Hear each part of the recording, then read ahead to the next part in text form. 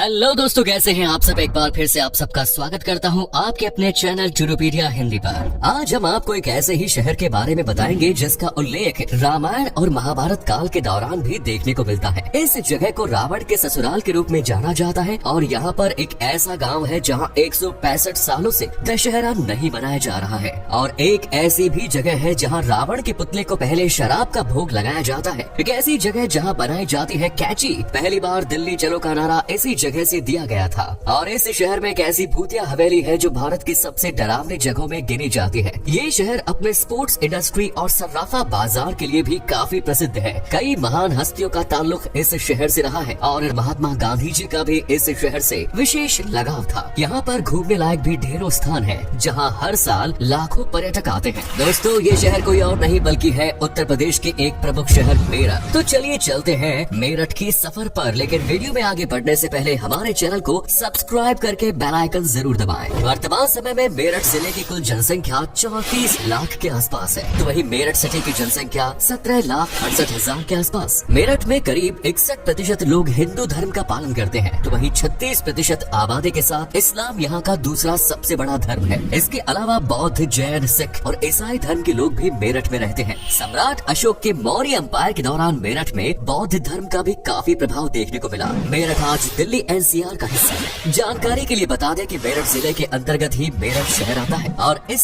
जिले के अंदर अन्य कई शहर भी आते हैं। मेरठ के आसपास मुजफ्फरनगर, गाजियाबाद, बागपत, बुलंदशहर जैसी जगह आती है। सन 1803 में ईस्ट इंडिया कंपनी ने मेरठ को अपने अधीन कर लिया और यहाँ पर एक छावनी का निर्माण कराया। आज मेरठ छावनी देश की दूसरी सबसे पुरानी छावनी मानी जाती है। सन 1818 में अंग्रेज ने मेरठ को एक जिले का दर्जा दिया था, लेकिन उस समय मेरठ जिला आज के मेरठ से मुकाबले में कई गुना बड़ा हुआ करता था। गाजियाबाद और दिल्ली के कुछ इलाके भी मेरठ जिले के अंतर्गत आते हैं। आपको बता दें कि सन 1857 में भारत के प्रथम स्वतंत्रता संग्राम की शुरुआत मेरठ से ही हुई थी और पहली बार मेरठ में ही दिल्ली चलो का नारा गूंजा। बाद में साल 1929 में गांधी जी ने मेरठ के एक वट वृक्ष के नीचे बैठकर भारत की आजादी के लिए यज्ञ भी किया था। मेरठ की गिनती आज न सिर्फ उत्तर प्रदेश के बल्कि पूरे भारत के सबसे तेजी से विकसित होने वाले शहरों में की जाती है। आज के समय में शायद ही कोई ऐसी चीज होगी जो मेरठ में ना दिखने को मिले। मेरठ को स्पोर्ट्स सिटी के नाम से भी जाना जाता है क्योंकि यहाँ पर बड़ी मात्रा में खेल उपकरणों का निर्माण किया जाता है। कई भारतीय क्रिकेटर्स मेरठ के बने बल्ले का ही इस्तेमाल करते हैं। इसके अलावा दवाइयों के कारखाने भी मेरठ में स्थापित हो रहे हैं। साथ ही मेरठ में म्यूजिकल इंस्ट्रूमेंट्स के भी कई कारखाने मौजूद हैं, जहाँ वायलिन, बांसुरी, तबला, इलेक्ट्रिक गिटार और पियानो जैसे वाद्य यंत्र बनाए जाते हैं। और हाँ, मेरठ में कैंची का कारोबार भी बड़े पैमाने पर किया जाता है। मेरठ की कैंची की धार भारत में सबसे अच्छी मानी जाती है, तो जरा मेरठ की कैंचियों से अपना हाथ संभाल कर रखिएगा। बिजनेस के अलावा आज के समय में मेरठ उत्तर प्रदेश के एक प्रमुख एजुकेशन हब के रूप में भी जाना जाता है। मेरठ का लिटरेसी रेट है 75% के आसपास, जिसमें आए दिन तेजी से वृद्धि हो रही है। चौधरी चरण सिंह यूनिवर्सिटी, सरदार वल्लभ भाई पटेल एग्रीकल्चर और technology university, Swami Vivekananda Subharti university और IIMT यूनिवर्सिटी मेरठ के प्रमुख विश्वविद्यालय हैं। दोस्तों, मेरठ का जिक्र कई पौराणिक ग्रंथों और वेदों में देखने को मिलता है। इस स्थान को रावण के ससुराल के रूप में जाना जाता है। ऐसा इसलिए क्योंकि रावण के ससुर और मंदोदरी के पिता मायासुर ने इस नगर को बसाया था और उस समय इस जगह का नाम माया राष्ट्र रखा गया। लेकिन समय के साथ नाम में परिवर्तन हुआ और इसका नाम मेरठ पड़ गया। वहीं मेरठ और हस्तिनापुर में कई अवशेष प्राप्त हो चुके हैं, जिससे पता चलता है कि हजारों साल पहले से लोग यहाँ पर रह रहे हैं। 100 कौरवों का जन्म भी इसी जगह पर हुआ था और शायद इसीलिए आज भी यहाँ पर कर्ण मंदिर और द्रौपदी घाट बने हुए हैं। इतना ही नहीं, मेरठ से कुछ ही दूरी पर बरनावा नाम की एक जगह है जहाँ महाभारत काल में 5 पांडवों को मारने के लिए कौरवों ने लाक्षागृह का निर्माण कराया था। मेरठ नगर कुषाण साम्राज्य का भी हिस्सा रहा है। 6वीं शताब्दी में यहाँ पर मोखरी वंश ने शासन किया था। मेरठ इतना समृद्ध हुआ करता था कि कई आंखें खजाने की नजरिया से देखते थे। महमूद गजनी ने मेरठ में काफी लूट माट मचाई। इसी दौरान यहाँ के राजा ने मेरठ की जिम्मेदारी दिल्ली के राजा पृथ्वीराज चौहान को सौंप दी। दोस्तों, एक समय पर मेरठ शहर के चारों ओर 9 शाही दरवाजे हुआ करते थे और इन दरवाजों के कारण ऐसा लगता था मानो मेरठ कोई शहर नहीं बल्कि एक बहुत बड़ा किला है। लेकिन आज इन 9 में से सिर्फ 3 दरवाजे ही रह गए हैं, जिनमें खैर नगर गेट प्रमुख है और शाहपीर गेट प्रमुख है। मेरठ सिर्फ अपने इतिहास के लिए ही जाना नहीं जाता। इस शहर में कई महान पर्सनैलिटीज और सेलिब्रिटीज का जन्म हुआ। क्रिकेटर भुवनेश्वर कुमार, प्रवीण कुमार, बोनी कपूर, एक्ट्रेस मंदाकिनी, कैलाश खेर और प्रसिद्ध धारावाहिक रामायण में भगवान राम का किरदार निभाने वाले अरुण गोविल का जन्म भी मेरठ में ही हुआ है। मेरठ में जीपी ब्लॉक नाम की एक जगह है जहाँ पर कुल 3 हवेलियाँ बनी हुई है जो भूतिया मानी जाती है। यहाँ के लोगों का कहना है कि रात के समय हवेली की छत पर एक लाल साड़ी पहने महिला नजर आती है और हवेली के पास से निकलते समय कई डरावनी आवाजें भी सुनाई देती है। इसी वजह से लोग इस स्थान से गुजरना पसंद नहीं करते। इसे आखिरी बार साल 1930 में ब्रिटिश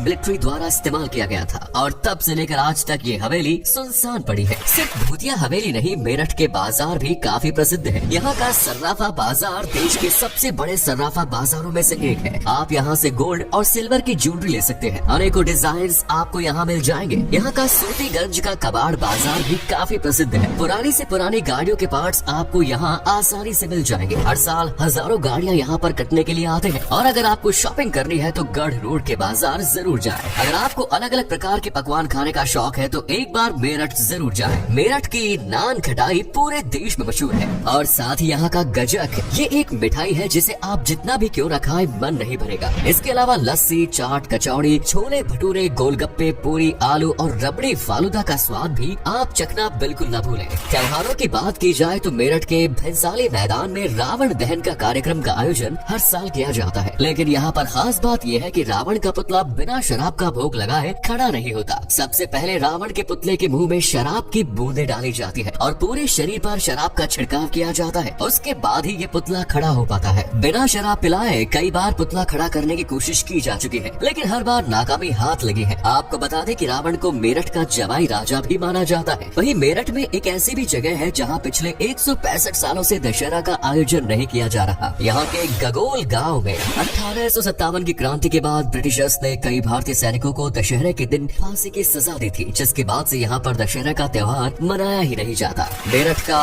नौचंदी मेला सबसे प्रमुख मेला है। सन 1672 में इस मेले की शुरुआत की गई थी और इस मेले की खासियत ये है कि ये मेला हिंदू मुस्लिम एकता का प्रतीक माना जाता है। नौचंदी मंदिर और हजरत बाले मियाँ दरगाह के पास इस मेले का आयोजन होता है। मंदिर में घंटी बजती है तो दरगाह से अजान की आवाज आती है। शाम के समय मंदिर में भजन कीर्तन का आयोजन होता है तो दरगाह में कव्वाली आयोजित की जाती है। नौचंदी मेला करीब 21 दिनों तक ये मेला चलता है। दोस्तों, मेरठ में घूमने लायक भी ढेरों जगह है। चलिए आपको मेरठ की प्रसिद्ध टूरिस्ट डेस्टिनेशंस के बारे में भी बता देते हैं। शहीद स्मारक इस शहर में बेहद लोकप्रिय है। 1857 की क्रांति में शहीद होने वाले सैनिकों की याद में इस स्मारक का निर्माण कराया गया। मेरठ का ओघड़नाथ मंदिर श्रद्धालुओं के बीच प्रमुख आस्था का केंद्र है। ये भगवान शिव को समर्पित एक मंदिर है। मराठा युद्ध पर जाने से पहले इस मंदिर में पूजा उपासना करते थे। मेरठ के हस्तिनापुर नगर में एक बेहद ही प्रसिद्ध जैन मंदिर है। यहाँ पर जम्बू द्वीप मंदिर, अष्टापद मंदिर, शांतिनाथ दिगंबर जैन मंदिर जैसे कई मंदिर बने हुए हैं। हस्तिनापुर में ही द्रौपदी की रसोई, द्रौपदी घाट और कर्ण घाट जैसी जगह भी मौजूद है जहाँ महाभारत काल के अवशेष देखने को मिलते हैं। मेरठ के गांधी पार्क और सूरज कुंड पार्क की हरियाली सैलानियों को काफी आकर्षित करती है। यहाँ पर आप अपनी फैमिली के साथ पिकनिक मनाने जा सकते हैं। शाहपीर की दरगाह पर भी लोग चादर चढ़ाने जाते हैं। आपको बता दें कि इस दरगाह का निर्माण नूरजहां द्वारा कराया गया था। यहाँ पर मुगल शैली का एक अद्भुत वास्तुकला आपको देखने को मिलेगी। मेरठ के गगोल तीर्थ की भी